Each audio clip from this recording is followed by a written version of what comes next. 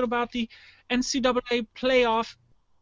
I don't know what to call this. The playoff rankings for the third week, because it's not week 3. It's really almost to the end of it. Isn't it It's really the like? third. Isn't it just the rankings in general Yeah, but it's the that will third week determine that who they've gets in the ranked them. playoffs?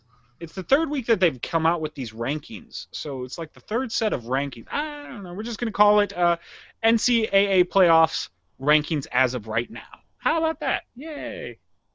What is today? Today's Yay! the 13th. So as of the 13th, and we actually had kind of a mix-up going on here. We had a bunch of teams shifting around, and the good thing about the way we've seen it, like from the first rankings that came out to when the eventual last rankings come out, we might not see many of the same teams in there. Let's just start it off with Mississippi State. They are still number one in the SEC. Now, they are kind of. Now, it's hard to say they're on a downhill slide a little bit.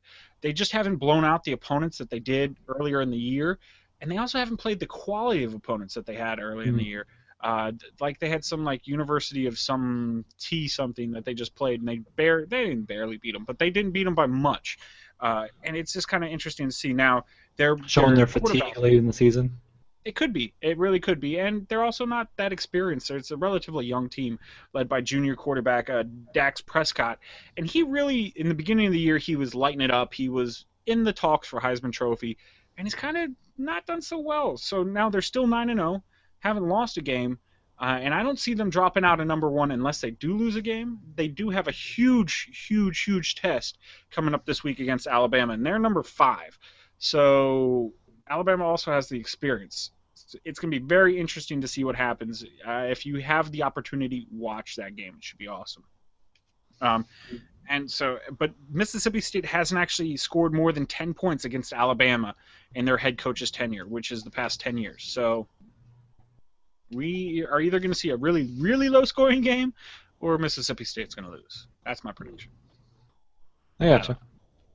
And then we had I kind Oregon. of think Mississippi still will pull out just fine, but we'll see. Well, and Mississippi State is probably the only team that is in the rankings right now that can afford to lose a game. As long as they win out throughout, because they still have Auburn to play, I believe. And then if they win the SEC championship game, I think that we'll still make it into the playoffs. But there's no other team that can lose right now and still expect to make it into the playoffs. So Honestly, it again comes up though too that they really should have a larger playoffs than 4 teams.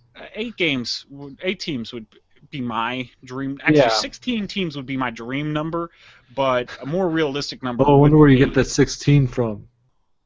Where do I get the 16 from? Where do you get? Why do you think 16, Brian? Because Is I there think that anything just else gives that you does enough. playoffs with 16? Anything? Um, Yeah, yeah, the NBA. yeah, I know. There's And lots of hockey. things. Yes, there's lots of things. That's what I'm saying. Yeah, it would just work well. It would just work. It would. It would. It I just. think It I think really 8 would. at least would be enough though. 8 would be a fine number for them, but It would be a whatever. very good number. It would be a very good number. But then, okay, so number 2 we have Oregon. They jumped up. Yeah, they leapfrogged FSU because they beat Utah. Now, not so much they beat Utah, but Utah like beat themselves. I can't remember the name of the player, but Utah was about to go up 14-0. They had a wide receiver running into the end zone, and he decided to celebrate about half a yard before he made it into the end zone, where he threw the ball up or dropped it down or something like that. And I Oregon think he picked it up. spiked the ball. Spiked the ball like the foot before or something like that. Yeah. And Oregon picked it up and ran it back for a touchdown. Utah would have gone up 14-0 at that point. Instead, it was a 7-7 game, and Oregon went on to win like 55-17. So, yeah, that Wow. guy blew it for him. Well, that kind of difference, though, kind of says maybe it wouldn't have mattered, but maybe it would have. That's Maybe it momentum. would have been a huge momentum shift right there. Yeah, that's a huge momentum shift right there. And now I do got to say this about Oregon: they do have the highest strength of schedule of all the teams in the top 5 right now. So it's not like they're playing cupcakes. They're going out there and playing a lot of good teams. And that Pac-12 division is excellent. With Arizona playing well, Arizona State playing well, Utah, despite the loss, is playing well.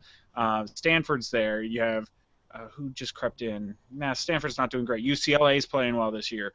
The Washingtons are on a down year, and Oregon State's on the down year, but the majority of that Pac-12 is playing really well. So And then you have FSU dropping Florida State, dropped to number 3, and a lot of people are like, well, how do you drop in the rankings if you don't lose? Well, it's because you don't play quality opponents. They've gone out and played easy opponents, and it's not necessarily their fault. The ACC is horrible this year. Duke is in the top 25, yeah, because Duke's playing well, but Duke, like, they're good at basketball. They usually suck with football. So, you got to go out and you got to schedule the harder teams out of conference to really justify being a number 1. Had they played one or two other harder teams, maybe they would still be in number 1 in the whole rankings, because that's how they started off in the beginning of the year. And all they've done is kind of take a steady drop back. Now, from 1 to number 3 is not that huge of a drop. They're still in the playoffs. But let's say this was still a year where only the top 2 teams went. A lot of people would be in an uproar. Oh, FSU hasn't lost. They shouldn't drop. But again, they haven't played the quality of opponent as the Mississippi States or the Oregons. So you have that.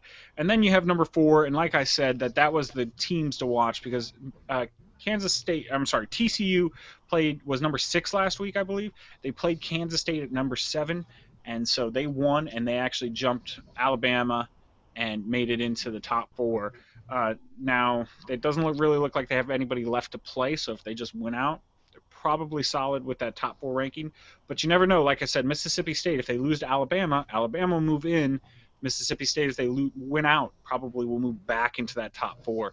So it's going to be interesting. We've got a lot of really good games left. A lot of these SEC teams especially still have to play each other, and where we started with week 1 of the rankings, you had 3 SEC teams.